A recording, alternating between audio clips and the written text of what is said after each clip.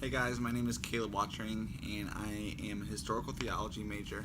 I'm from Toledo, Ohio, and I am looking to become a pastor. So the reason why I took Greek, because I knew that I was going to take Greek in my master's program, and so the opportunity to get ahead now was an incredible blessing. And not only that, but I was also up for the challenge. And my name is Austin Madwell, and I'm a pastoral major. I'm taking Greek because obviously it's going to help with being a pastor and being able to just read things in the Greek gives it more emphasis. It gives it more, not necessarily more meaning, but a little bit of a more in-depth meaning. It allows you to really understand the emotion behind the words that were written. So what this video is, we're going to give you guys a few tips and tricks that we've learned over the past year. We both completed Greek 1 and Greek 2. Are you moving on to exegesis? Yeah. So Austin's moving on to exegesis. I unfortunately am not, because I would have to pay for it, and so I'm going to pay for it later. But here's a few tips and tricks that we have found that have been really helpful, so that will help you succeed in your 2 semesters of Greek. So the first one I consider to be the most important is to surround yourself with good people. It's honestly really important that you have a group of friends, or you befriend the group of people that you sit next to while you're in Greek, because it's just so incredibly helpful to have that kind of accountability. And so what do I mean by that? There's going to be so many nights where it's 11 o'clock and you just have no desire to sit down and do your Greek homework. You have no desire to study for the quiz, but then somebody out of your group will text you like, hey, have you guys studied yet? Hey, have you guys done the homework yet? Can we do it together? And so the chances are that whereas before you never would have studied, now you're going to be spending that extra time. Now you're going to get into the Word, and you're going to learn your Greek. And it also just makes it a lot more fun. I don't know how I would have done it without having the people that I did it with. So really important is to surround yourself with good people.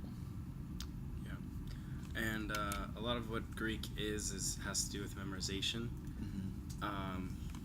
From the very beginning, it's going to be a lot of what's called paradigms, which are various endings that and connecting stems, and you'll learn about all that. But it all goes together to change the meanings of the words to make it present tense or past tense, or genitive or nominative, which you'll also learn about. One of the things that I would say to help to memorize those, because there are quite a few of them, is instead of trying to memorize each one individually, to read them as a word. So for instance, in chapter 3, when it goes nominative, genitive, dative, accusative, and vocative. Nominative doesn't have a special ending. Nominative singular doesn't have a special ending, and vocative singular does not have a special ending. Genitive singular is a sigma, dative singular is a iota, and accusative singular is a nu. But rather than trying to memorize each one individually, just read it as a word going top to bottom, and just remember sin. And then for the plural side, you have iota, omega nu, iota sigma, sigma, and iota.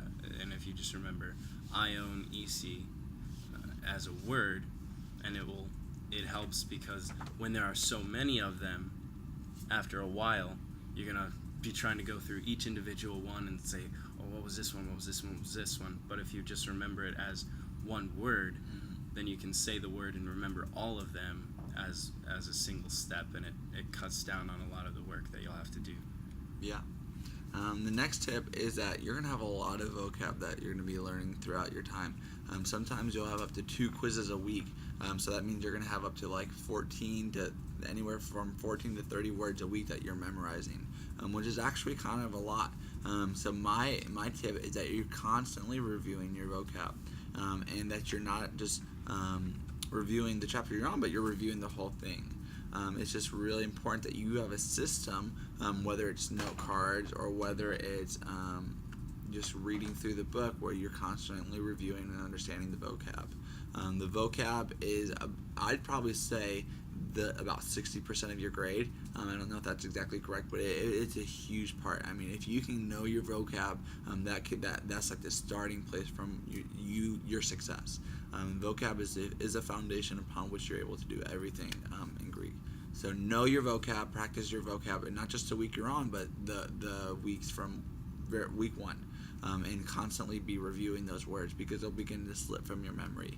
It's going to be those little guys that get you those 3-letter words that are all so similar.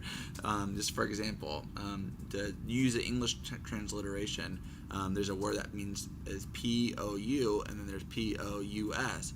And they mean completely separate things. And when you're sitting there on your exam, you're going to be like, shoot, and you're going to switch around the meanings. So I did that today.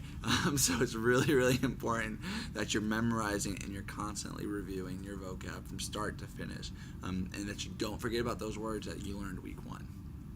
Yeah, and also as you go, it helps to stay ahead, which is going to seem a little overwhelming, but after you get through probably the first 4 or 5 chapters, you'll have a pretty good hang on what you're doing at the time. Mm-hmm.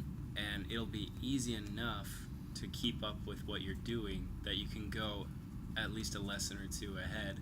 And even if don't be trying to learn an entire lesson on your own ahead of time, but just so that you know what's coming, you have an idea of what you're getting into in the next chapter. You're not walking into class blind.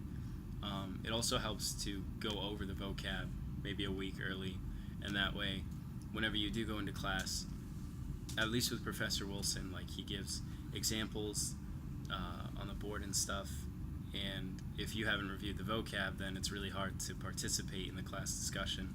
So it's nice to just go over it a little bit early so that you have an idea of what's coming, and it helps a lot because then the concepts, you can just learn the concepts. You don't have to learn everything about the chapter alongside the concepts. So again, it cuts down on the workload. Yeah. So how do you memorize things? Well, different people do it differently. I myself was huge on writing it out, and so sometimes I'd go to a classroom and write out everything that I was memorizing. Writing out those endings that Austin was talking about earlier. I'd write them all out, and I just did it over and over and over again. That way, when I saw them on the test, when I saw them on the quiz, I was like, oh, I've written that 100 times. I know that's third person singular, or I know that's third person plural, second person plural, etc. Writing it out really helped cement it into my mind, so that when I saw it, it wasn't really that much of a difficult to remember it. Yeah, and for me, I'm more of an auditory learner, so I like to say the endings out loud.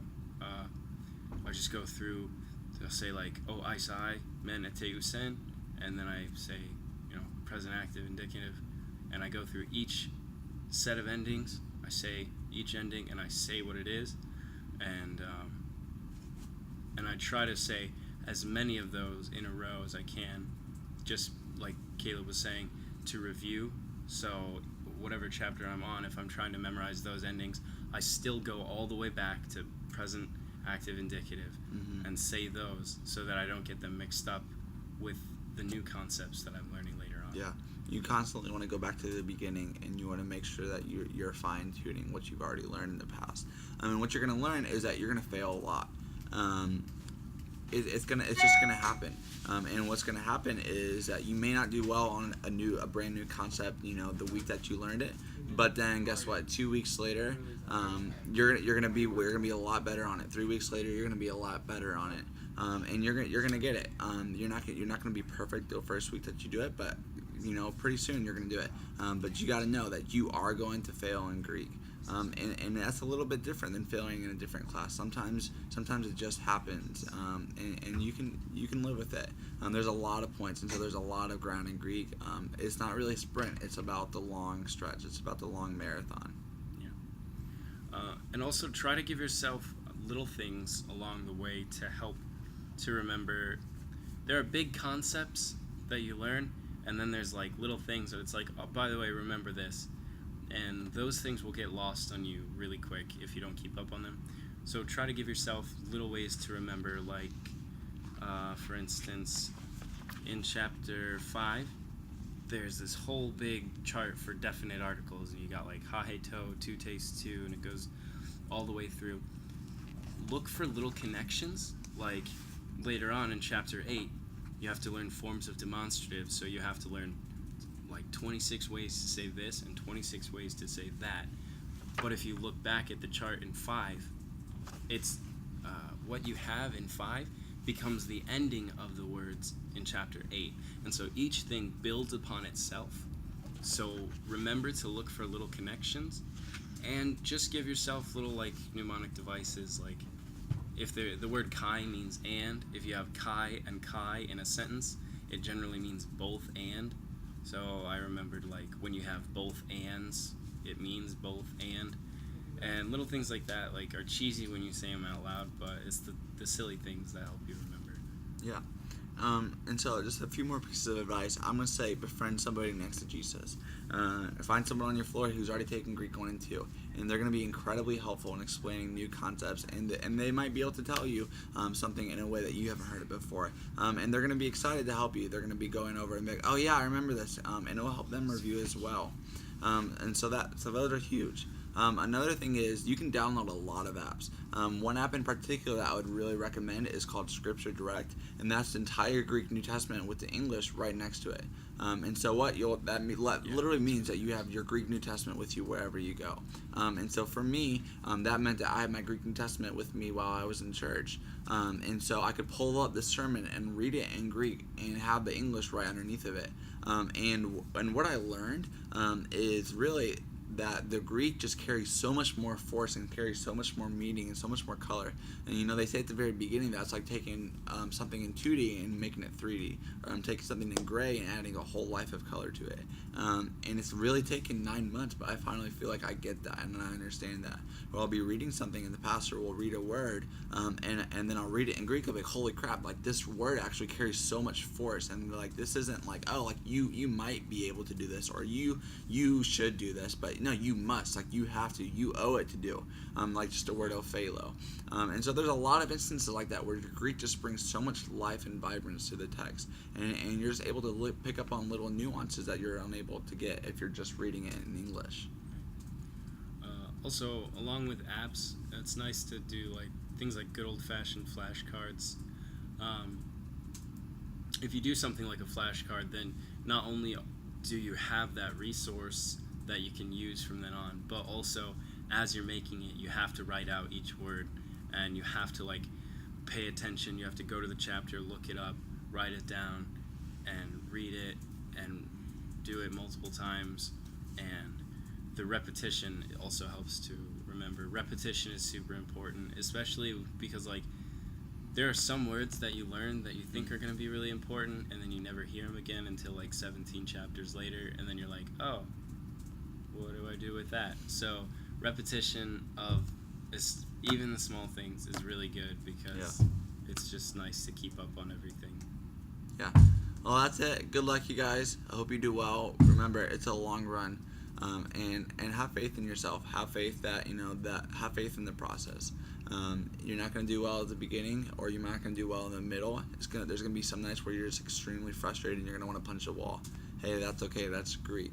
But by the end of it, you're going to be able to read your Greek New Testament, and that's an incredible blessing, and something that the vast majority of the world and the vast majority of Christians will never get to do. Good luck, and maybe see you guys in Greek exegesis. Have fun.